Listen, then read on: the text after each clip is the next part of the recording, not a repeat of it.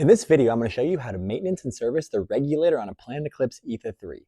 On an Etha 3, the regulator sits right here in the grip frame, so we do need to drop the ASA to get to the regulator. There's three tools that we'll need. We will need our 5/32 Allen wrench to actually get the regulator out. And then we will also need a 1/8 Allen wrench to get the adjuster out of the regulator assembly. And then I'm going to use this other Allen wrench as a leverage point to actually get the adjuster apart. So let's just get into it. I'll show you guys how it works. So first thing I want to do is go ahead and remove these two screws. That's going to take our ASA and regulator assembly out of the gun. So we'll start there. These are kind of long screws, so it does take a second to get them all the way out.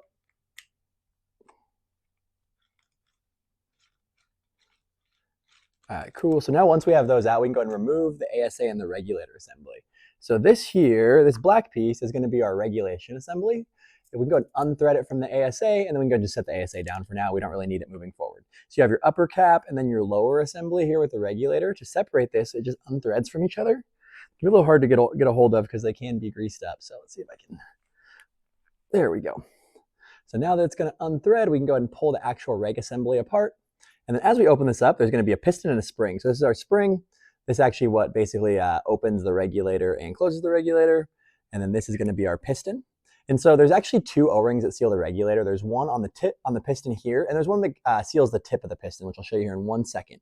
If it's ever leaking out of this small hole on the top assembly when it's all put together or like into the grip frame, it's generally one of those two O-rings. So it's this O-ring here.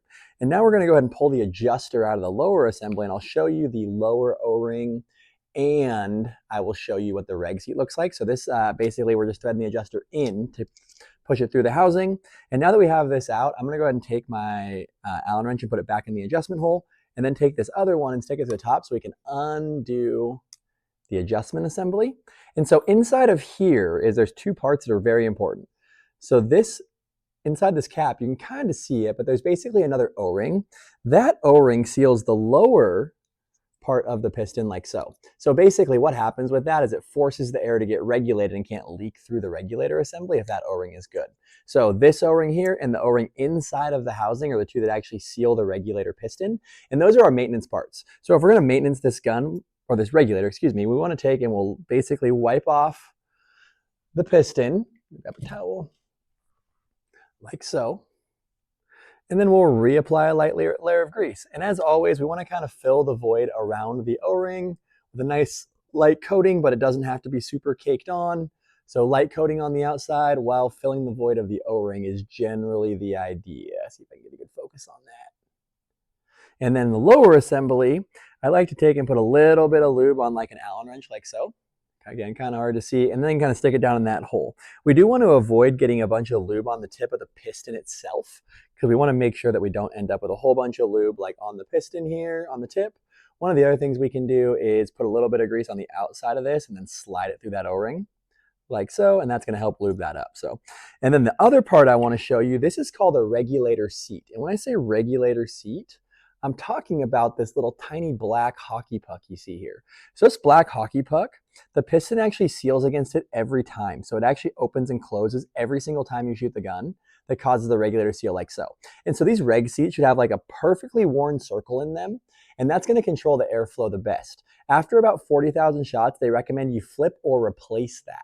So if you're in here doing this maintenance after a long time, you can go ahead and flip that hockey puck over if it hasn't been used, or essentially you want to replace it after about 40K.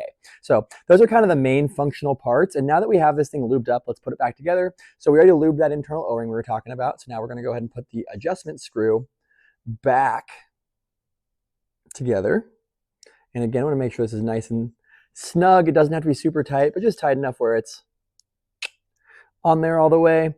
The next thing we want to go ahead and do is we actually want to take and go ahead and drop the adjustment back into the lower housing. We want to thread this back in. We want to try to get this to about where it was when we started, which is usually like 2 turns in or so. Doesn't have to be perfect, but somewhere in the middle so we can re-chrono and adjust our gun as we go. All right, so that one's back in there. Now we're going to go ahead and take and put the spring back in, like so. Then the piston back in. Then we're going to put the top cap back on the assembly.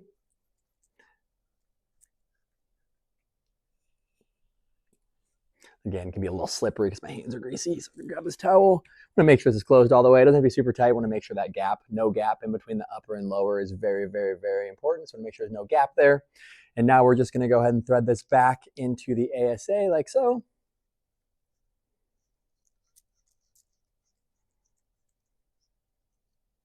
Slide it back into the marker. Put these 2 screws back in. And that is the final step of servicing the regulator. We do want to make sure that we're aware, though, that after we do this, we do need to re-chronograph the marker. The marker may be shooting at a different velocity now because we've adjusted this velocity screw, taking it in and out. So that is all it actually takes to service and maintain a regulator on an Etha 3. Let me know if you guys have any questions.